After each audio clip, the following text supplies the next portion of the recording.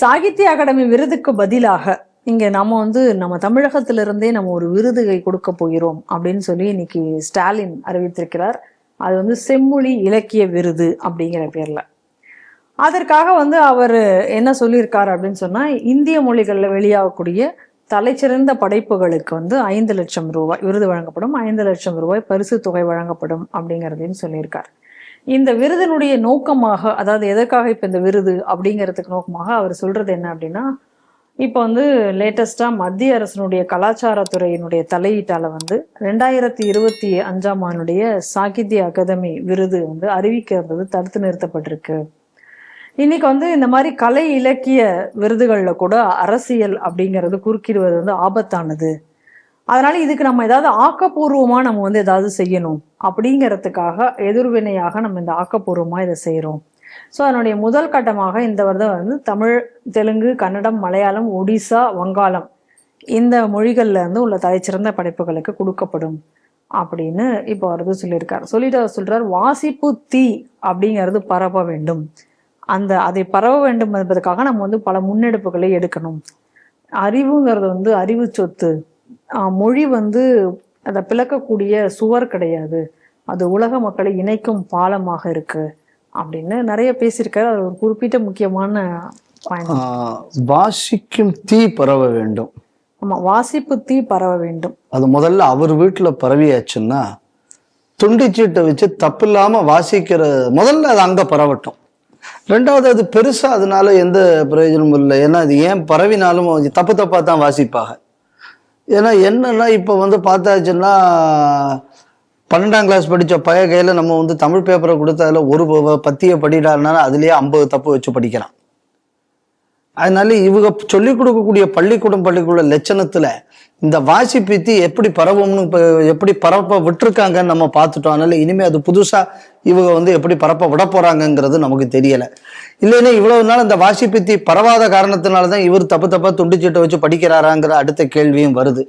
So தன்னிடம் இல்லாதது இன்னொருத்தருக்கு வரணுங்கிற எண்ணத்தில் அவர் சொன்னால் அது சரி. தன்னை உதாரணமாக வைத்தவர் என்னத்தையும் சொல்லிட்டான்னா அது சிக்கலாயிடும். அதனால அவர் அப்படி சொல்லியிருக்க மாட்டாருன்னு நான் நம்புறேன். அடுத்தது மொழி, அது மக்களை பிளக்கும் விஷயமாக இருக்கக்கூடாது அப்படின்னு முதல்ல மொழியை வச்சு அரசியல் பண்றது யாரு? இவங்கதான். நீ எதனா பண்றிய? முதல்ல அதை சொல்றதுக்கு முன்னாடி அந்த பேச்சை முதல்ல ஒரு கண்ணாடி முன்னாடி நின்று அதை சொல்லட்டும். அதுக்கப்புறம் அதை நம்ம அடுத்தவனை பத்தி அதை பத்தி பேச வைப்போம்.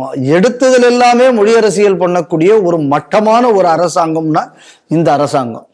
அதுக்கு அடுத்தது இவங்களுக்கெல்லாம் 5 லட்சம் ரூபாய் சன்மானமும் இதையும் நாங்கள் கொடுக்க போகிறோம்னு ஏற்கனவே பலருக்கு பிராமிஸ் பண்ணினதை எதையும் செய்யலேன்னு சொல்லி அவங்க மனு கொடுத்துக்கிட்டு இருக்காங்க. கரெக்டா? கண்டிப்பாக. ஏதோ இந்த எழுத்தாளர்கள் யாருக்கெல்லாமோ என்னவோ கூட கொடுக்குறோம் அதை கொடுக்குறோம்னு சொல்லி அவங்களுக்கு கொடுக்கலேன்னு ஒரு பிரச்சனை ஓடிட்டு இருக்கு. உள்ளூர்ல ஏற்கனவே பிராமிஸ் பண்ணி எவனுக்கும் காசு கொடுக்காதால் இனிமே வெளிமாநிலத்துக்காரனுக்கு போய் கொடுக்க போறோம். அப்படியா? இதை யோசிச்சு பாருங்க. அதாவது பெனாத்துறதுல ஒரு அர்த்தம் இருக்கணும். அவன் அங்கிருந்து இங்க போராட்டமா நடத்த முடியும். அதனால நம்ம பட்டு அள்ளி விட்டுற வேண்டியது தானே. இது யாரு கேட்க போற? உள்ளூர்ல நம்ம வாக்குறுதி கொடுத்தவங்களுக்கே இன்னும் வீடு கட்டி கொடுக்கல. அதுக்கப்புறம் நம்ம அவங்களுக்கு கூட இன்னொரு உள்ளூர் இங்க கேட்கவா போறேன். அதனால நம்ம வாயில வந்த மாதிரி அள்ளி விடுறது. ரெண்டாவது என்ன அப்படின்னா, எல்லாத்திலையும் அரசியலாக்கப்படுகிறது. சரி, இப்ப இவங்க தமிழ்நாடு அரசுல இருந்து விருது கொடுத்தாங்க.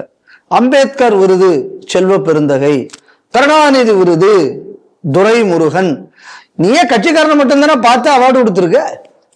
நான் என்ன கேட்கிறேன், ஏன் துரைமுருகனுக்கு அம்பேத்கர் விருது கொடுக்கலாமே? ஏன் கொடுக்கல? ஏன் செல்வ பெருந்தகையை பார்த்து கொடுக்கிறேன்? அதுவும் ஒரு ஜாதி அரசியல் தானே.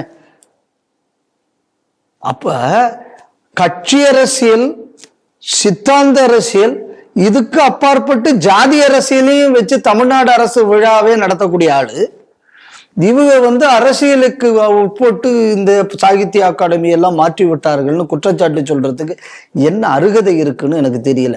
இதை பத்தி பெருமாள் முருகன் எல்லாம் பேசியிருக்காரு. எதுக்குடா நீ முதல்ல பணம் வாங்கின?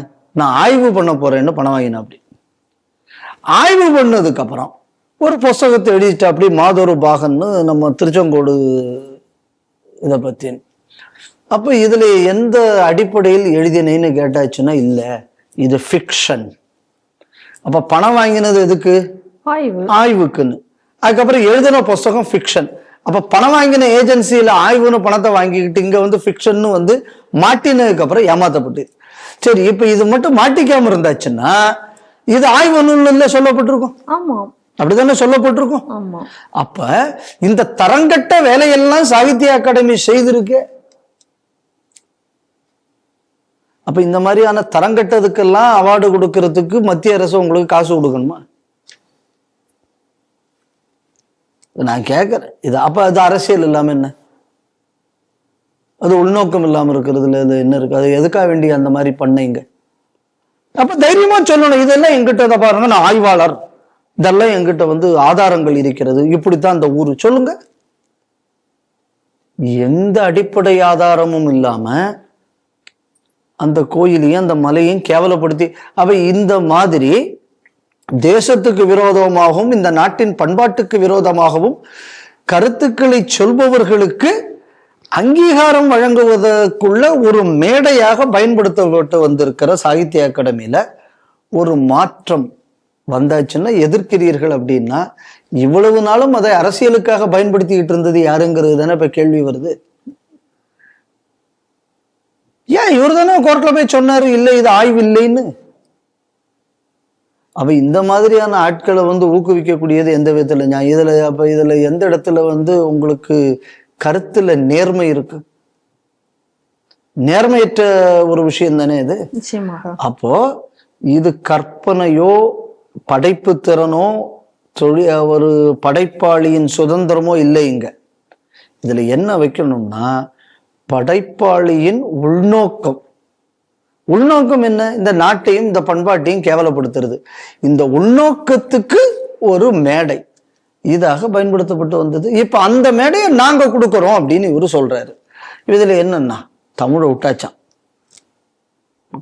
மலையாளம், தெலுங்கு, கன்னடம், மராட்டி, குஜராத்தி, பெங்காலி, ஒடிசா.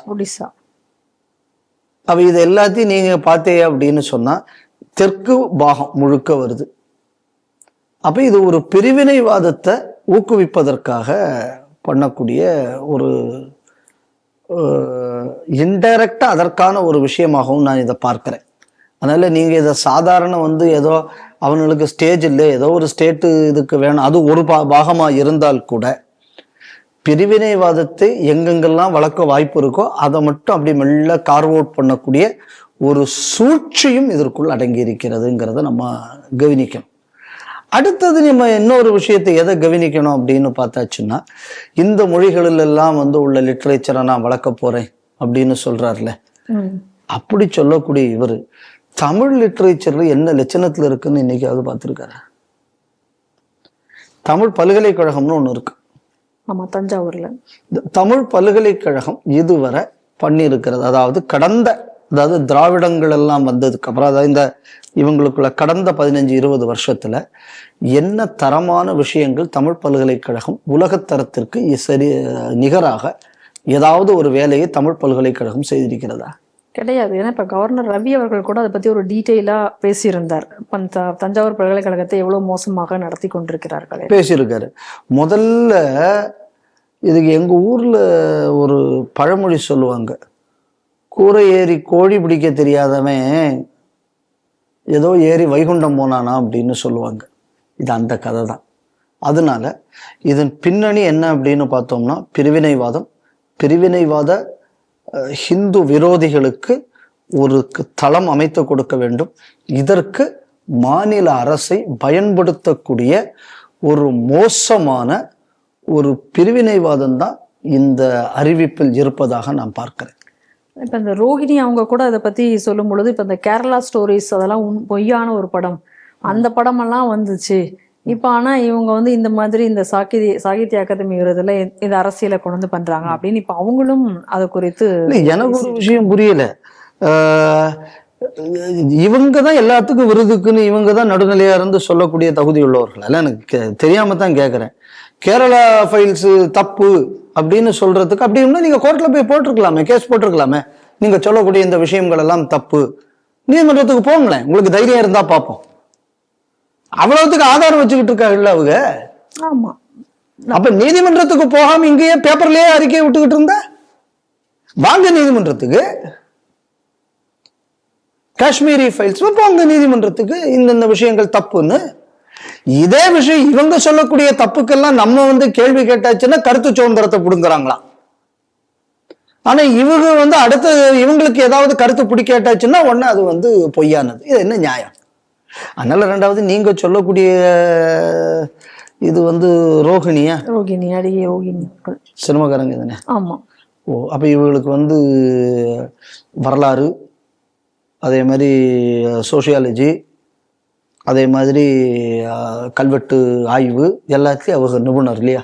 நிச்சயமாக இருக்கணும், அப்படிதான் அப்ப சொல்றாங்க. இல்ல அந்த இடம் அந்த பக்கத்திலிருந்து யார் இருந்தாலும் அவர்கள் நிபுணராகத்தான் இருக்கணும் அப்படின்னு நீங்க நினைச்சுக்கணும். Tara Divine Awards 2025.